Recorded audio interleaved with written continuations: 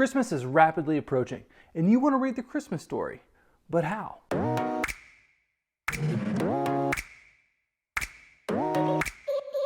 You've heard the Christmas story for years, but you want to read it for yourself. Or maybe you want to begin the tradition of reading it with your family. So where do you go to find it in the Bible? As you know, the Bible is not a book. It's a collection of documents chronicling God working throughout history to redeem mankind. Sure, it looks like a book, but it's actually a library. That's why it's not in chronological order. For more on this, watch these videos linked below.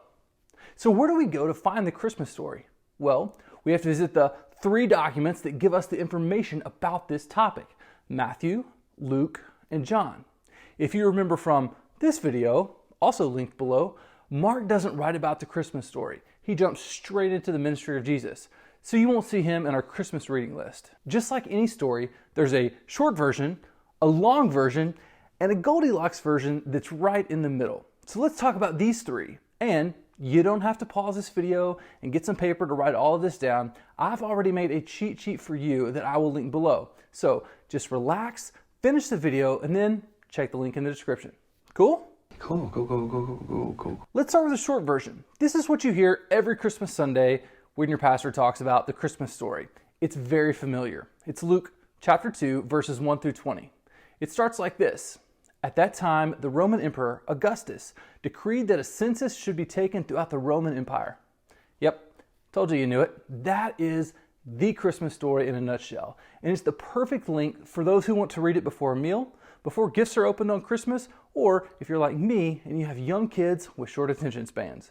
Now, if you want to go a little deeper, here's the medium-sized Christmas story. It's 60 verses in all. In addition to what you read in the short version, you'll also get how God told Mary what was going to happen, Joseph's reaction, and the visit from the wise men. If you want the bigger picture on the Christmas story, then this one is the perfect one for you. This one's great for a longer reading with a family, maybe with older kids and teenagers.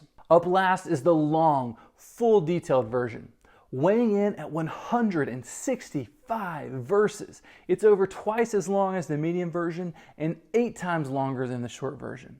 If you want to study deeply the complete circumstances surrounding the birth of Jesus, hear from people like Elizabeth and Zachariah, Simeon and Anna, and explore the theological implications of the Messiah's birth, then this is the one for you. If you want a 5-day reading plan leading up to Christmas, you could even use this one as your guide. So, there you go. 3 ways to read the Christmas story. Remember, you can find a quick reference guide for everything that we talked about linked below. Now, before we go, let me know in the comments, what is your favorite part of the Christmas story?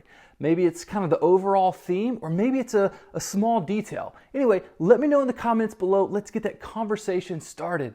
For me, it's the story of Simeon. So, if you want to know more about that, you want to read the long version to hear his story. I hope you learned something in this video. If you did, would you please consider sharing it? And be sure to subscribe so that you can catch the next Bible Tidbits video when it drops on Thursday.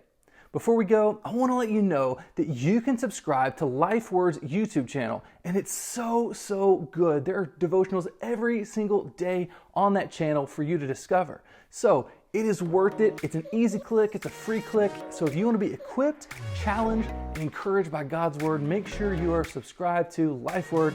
It'll be linked below. A lot of links below for this one, but hey, it's okay. Just click them all. See you next time. Grace and peace.